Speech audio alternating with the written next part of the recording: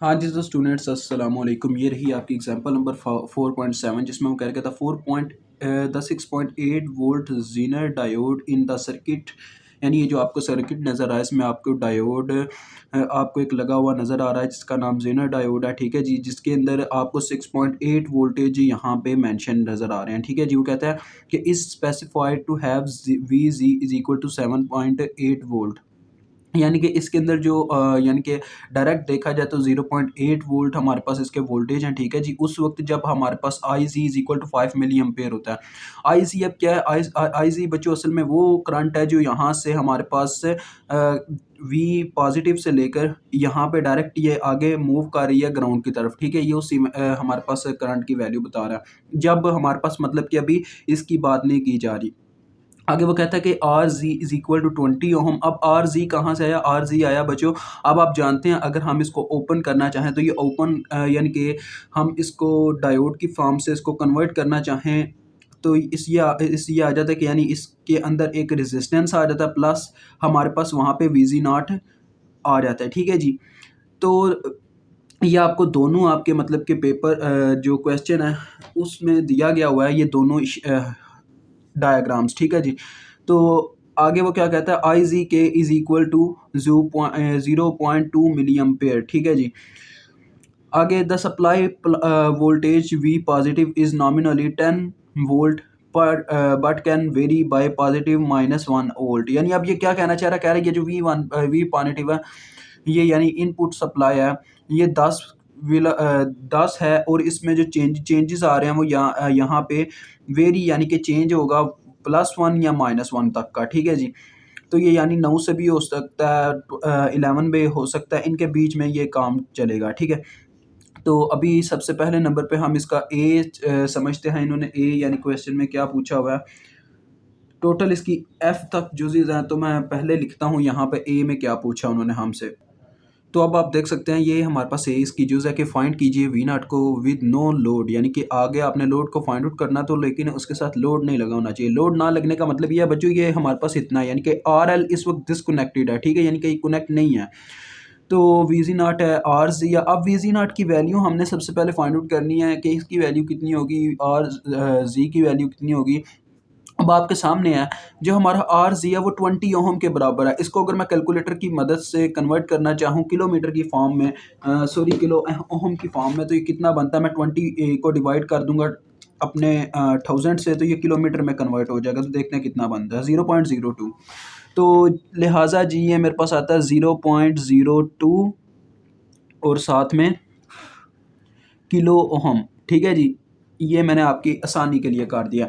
अब आपने जैसा कि जाना यहाँ पे ये जो हमारे पास आई एम है, I C is equal to 5 milli ampere, ये करंट जो है अगर मैं इसको यहाँ पे गुज़ारना चाहूँ टोटल, तो यहाँ पे ना मतलब कि इन दोनों के जो ओवरऑल बनते हैं अपने पास वोल्टेज वो बनते हैं 6.8 वोल्ट। लेकिन जब इनका वो मतलब कि इस फॉर्म में लिया जाता है तो इसका मतलब कुछ वोल्टेज इसमें होते हैं और बाकी सारी इधर जाते हैं, ठीक है। ये बहुत ही कम इसकी वैल्यू होती है, लिहाजा इसके वोल्टेज बहुत कम होंगे, लेकिन हमें ये जानना होगा कि इसके वोल्टेज कितने हैं, ठीक है।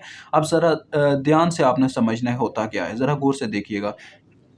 जैसा कि हमें पता है यहाँ से जो वी पॉजिटिव से डाउनवर्ड जाती है, यहाँ से करंट उसका नाम होता है 5 मिली एम्पेयर, ठीक है। वो 5 मिली एम्पेयर यहाँ से जाएगी, ठीक है।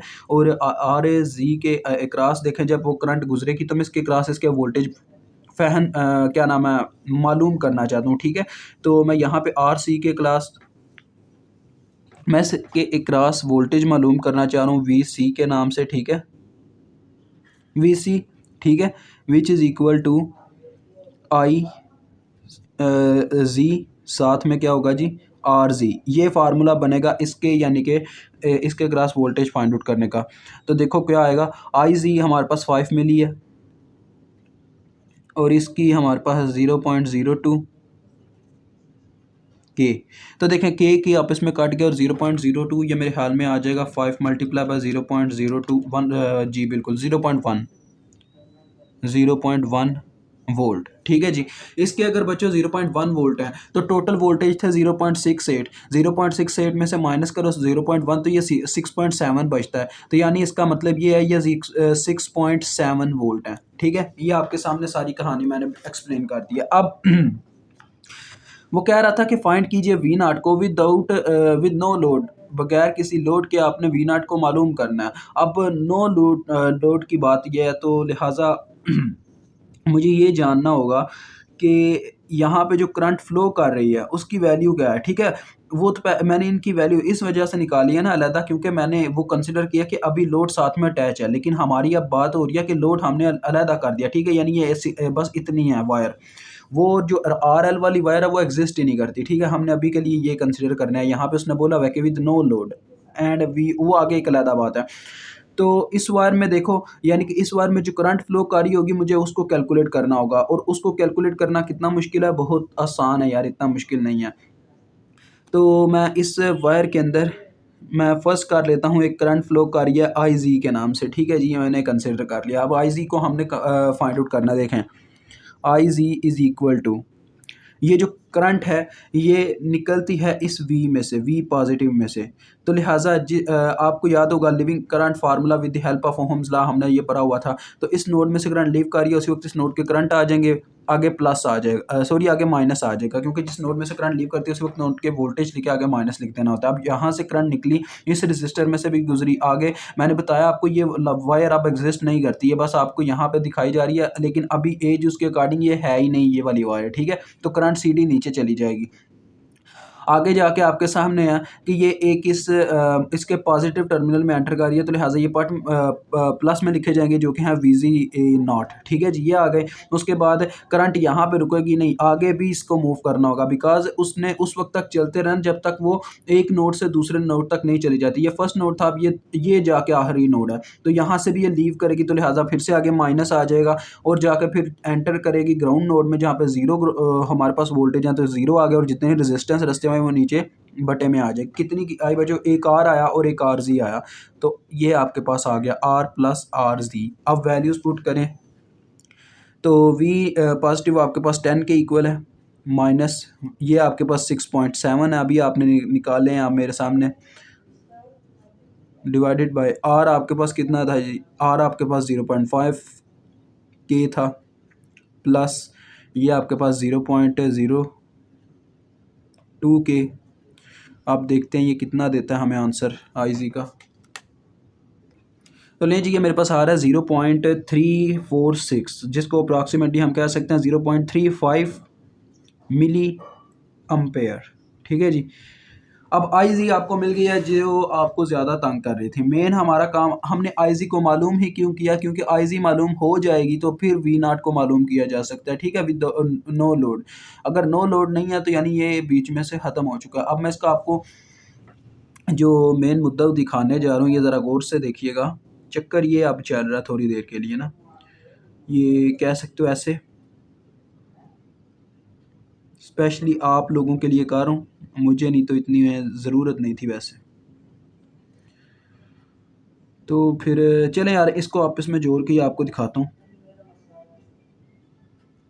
ये देखो, वैसे तो इन दोनों की तरफ एक क्या क्या लगा हुआ यार, अपना ग्राउंड लगा हुआ है, ठीक है? ग्राउंड आपको पता लगाना पड़ता है, तो ये मैंने लगा दिया। और यहाँ पे हमारे पास लगा हुआ अपना वी नाट, ये अपना है आर जी, और ये अपने पास है वी जी नाट, ठीक है? और ये आपका पॉजिटिव, ये नेगेटिव, इस तरह से होता है। और करंट का ज़रा डायरेक्शन देखो, करंट जो है वो यहाँ पे हमारे पास इस तरह से चलती आ रही है, ठीक है? इस तरह से।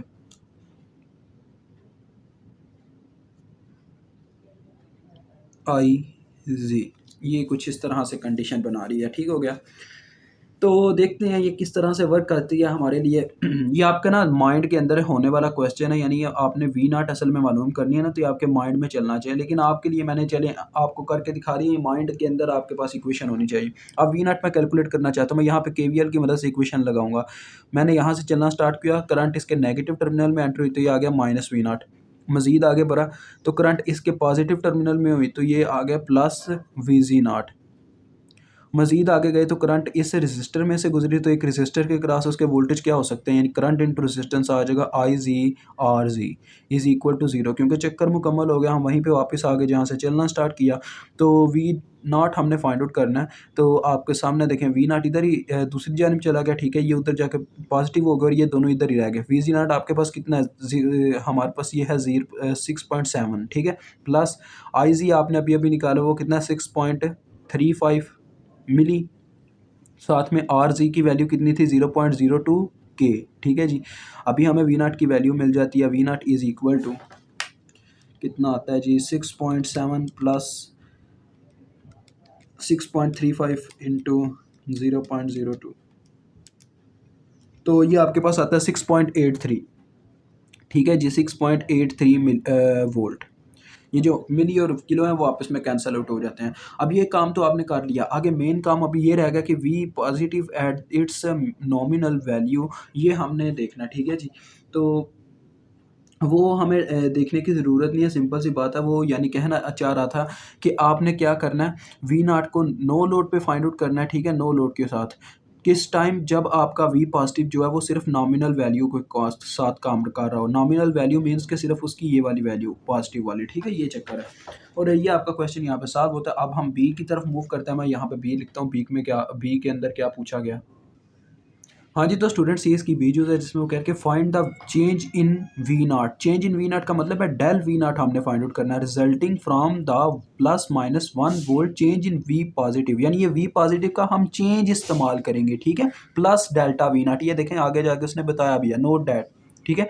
हमने ये चीज़ मालूम करनी है और ये हमें बता दी गई है, यानी ये +-1 वोल्ट है। आपने देखा नहीं, जो हमें वी पॉजिटिव दिया गया था उसमें बताया गया था कि 10 तो इसकी यानी कि वैल्यू फिक्स है, लेकिन इसमें जो चेंज आ सकता है वो 1 वोल्ट का है, चाहे वो प्लस में हो या माइनस में हो, ये वही चीज़ है, ठीक है।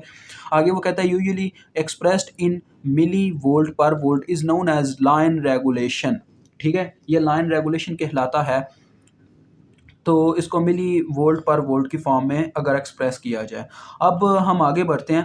तो आप सब ना यार इसको तब समझ पाओगे, अभी तक आपने देखा कि हमने ये चीज़ स्टडी किया कि लोड नहीं लगाया गया, ठीक है, इसमें भी अभी लोड को अटैच नहीं किया गया, ठीक है। तो मैं इसका सर्किट आपके लिए ड्रा करना चाहता हूँ क्योंकि अक्सर बच्चे जो है ना कन्फ्यूज़ हो जाएंगे। तो ये हमारे पास लगा हुआ है वी प्लस, ठीक है, आपको पता उसके अंदर क्या था 10 वोल्ट +-1, ठीक है, इस तरह से हमारे पास था ये ऐसे।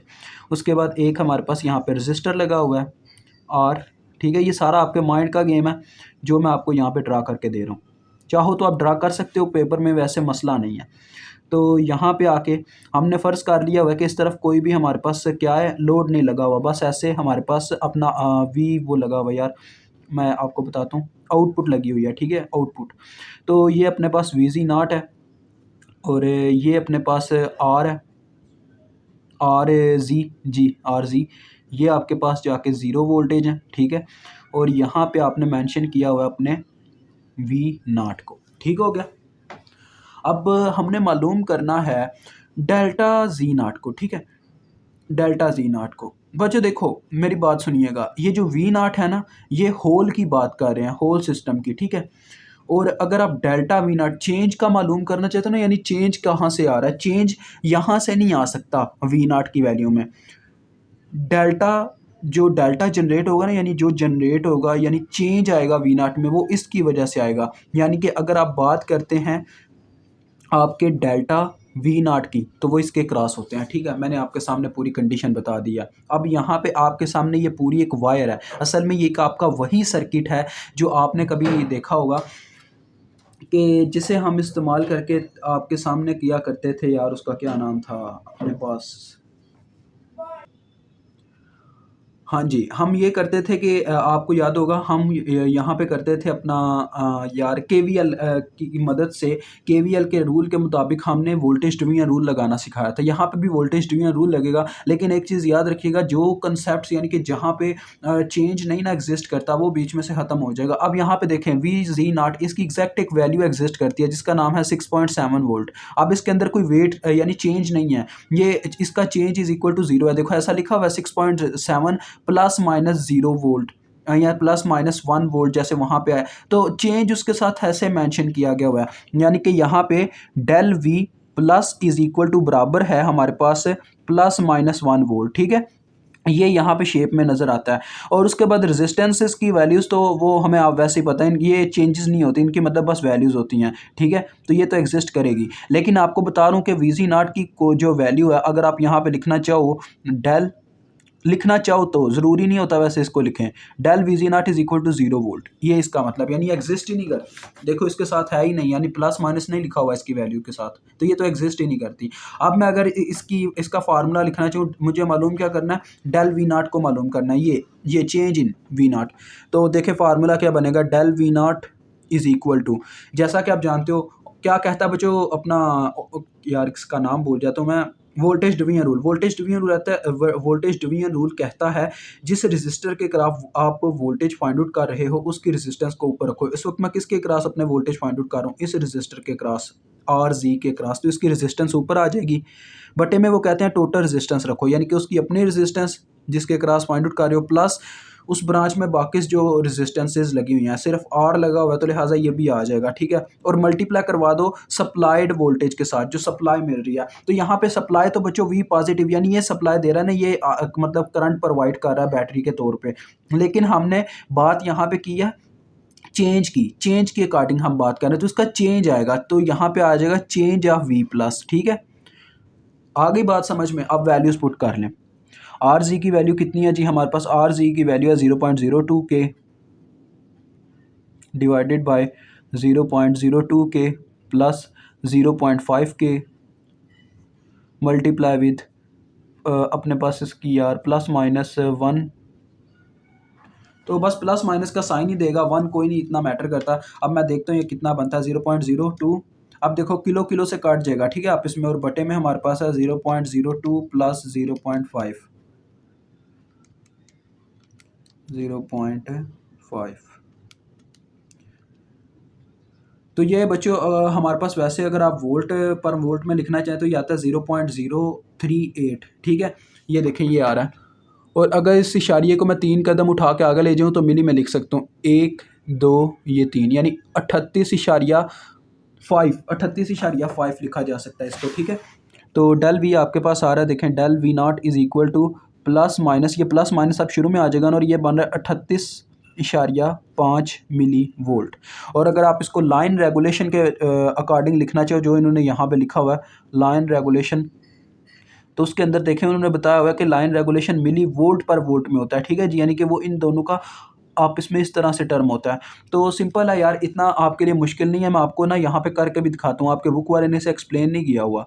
लाइन रेगुलेशन का फार्मूला क्या है, del V naught divided by del V positive. तो वैल्यूज पुट करके देखो, इसकी वैल्यू है ±38.5 मिली वोल्ट, ठीक है। और उसके बाद आपके पास इसकी वैल्यू क्या थी, ±1 वोल्ट, देख लें। तो प्लस माइनस आप इससे कट जाएंगे, ठीक है, 1 ख़त्म हो जाएगा और ये आ जाएगा मिली वोल्ट पर वोल्ट। ये ऐसे आपके पास आया हुआ है 38.5 मिली वोल्ट पर वोल्ट। लॉजिक भी होता है बहुत गहराई में पीछे, ठीक है, ऐसे हाई माई नहीं कोई इक्वेशन छाप देते होते। अब इसका सी पार्ट करेंगे। तो वैसे जितना लंबा हो गया वीडियो, अभी देखते हैं टोटल एफ तक पार्ट जाते हैं। तो सी पार्ट अभी यहीं पे करते हैं, फिर बाकी के 3 पार्ट्स यार इंशाल्लाह नेक्स्ट वीडियो में कर लेंगे, ठीक है, नेक्स्ट वीडियो में इसके बी पार्ट में। अभी हम इसका तीसरा पार्ट इसी वीडियो में करते हैं, सी पार्ट। हाँ जी, तो स्टूडेंट्स आप देख सकते हैं ये हमारे पास सी यूज है, जिसमें वो करेंगे find the change in voltage V naught resulting from connecting a load resistance R L that draws a current I L is equal to 1 milli ampere. यानी वो कहना चाह रहा है कि आपने मुझे बताना है कि वी नॉट के ऊपर वी नॉट के चेंज के ऊपर क्या इफेक्ट होता है, क्या रिजल्ट मिलता है हमें जब हम एक load resistance R L connect कर देते हैं जो कि करंट को ड्रा कर रहा है 1 मिली एम्पेयर तक के एंगल तक, ठीक है। तो ये तो 1 मिली एम्पेयर, यानी कि डेल आई एल की वैल्यू वो बता रहा है 1 मिली एम्पेयर, ठीक है। आगे वो करता है hence find the load regulation del V naught over del I L in milli volt over milli ampere, ठीक है। मेन चीज़ आप देखें डेल आई एल हमें पता है वो है 1 मिली एम्पेयर, क्योंकि ये चेंज है 1 मिली एम्पेयर है, ये साफ दिखाई दे रहा है। मेन जो चीज़ यहाँ पे फाइंड करने वाली है वो है del V naught. Del V naught कैसे फाइंड आउट होगा, अब आपने देखा डेल वी नॉट यानी कि चेंज इन वोल्टेज वो हमारे पास आर जी के क्रॉस थे, ठीक है जी, आर जी के क्रॉस, तो यहीं से ये फाइंड आउट होंगे। बट यहाँ पे अब क्या हुआ, ये आपको देखें समझा रहा हूँ तो इसीलिए मैंने आगे फिर ड्रा कर दिया, जो रजिस्टर है वो लगा दिया गया है, ठीक है, जैसा कि वो बता रहे कि हमने एक लोड रजिस्टर अटैच कर दिया। तो अब आर एल आ चुका है, ठीक है। और इसमें से ऐसे हमारे सर्किट में एक ऐसे करंट फ्लो कर रही है, क्योंकि आपने देखा यहाँ पे कि एक करंट इस तरफ जाती है जो हमें शुरू में दिखाई गई है, मैं आपको दिखा भी देता हूँ, जिसका नाम आई एल था। ये देखें, ये वो करंट है आई एल। अब ये इसके लिए एक सिंगल लूप है, वो इसमें ऐसे ऐसे घूम रही है, ठीक है। और इस डायरेक्शन के अकॉर्डिंग अगर आप देखें तो ये करंट है जिस एंगल से घूम रही है, अगर मैं डेल वी नॉट को कैलकुलेट करना चाहता हूँ तो आपको ओहम्स लॉ याद होगा। ओहम्स लॉ कहता है कि V is equal to I R, formula होता है। रेजिस्टेंस में पहले लिखता होता था, उसकी रीज़न ये होती थी क्योंकि रेजिस्टेंस के साथ साइन नहीं आता, हमेशा करंट के साथ साइन आता है, जिस मतलब कि वो उसमें एंटर करती है, जिस टर्मिनल में एंटर करती है। तो देखो करंट इस वक्त इस पूरे होल के अंदर आई एल मूव कर रही है। तो आई एल को मैं ऐसे फ्लो करवा के देखूं तो ये अपनी डायरेक्शन के अकॉर्डिंग इस तरह से आएगी, यानी ये यहाँ पे आके क्या करेगी, डाउन टू अप मूव करेगी, नीचे से ऊपर की तरफ। तो नीचे से ऊपर की तरफ जब ये मूव करना चाहेगी तो ये डेल वी नॉट के देखो नेगेटिव टर्मिनल में से एंटर करके जाएगी। और जब ऐसा होता है तो आपको पता है करंट के साथ हमेशा नेगेटिव साइन आता है, दैट्स वाई यहाँ पे आ जाएगा minus I L. That is the main point of this section, ठीक है। तो वैल्यू पुट करते हैं, आर जी की वैल्यू कितनी है 0.02 के, उसके बाद आई एल की वैल्यू हमें कितनी दी गई है 1 मिली, माइनस आगे आ गया 1 मिली। तो मिली और किलो आपस में ज़रब खा के कैंसिल हो जाएंगे और ये आ जाएगा 0.02 वोल्ट, ठीक है जी। इसको अगर आप लिखना चाहते हैं यार मिली में, तो आप इसको 1000 से ज़रब देंगे तो ये बन जाएगा 20 मिली वोल्ट, ठीक है जी। मैंने इसको 1000 से ज़रब दे के लिखा है, सिंपल सी बात है, आप इस तरह से समझ सकते हैं, ठीक हो गया। तो ये आपको डेल वी नॉट मिल गया। अब उसने बताया है लोड रेगुलेशन का फार्मूला क्या होता है, del V naught divided by del I L. तो लोड रेगुलेशन सिंपली निकाल लें, आपके सामने है। Load regulation is equal to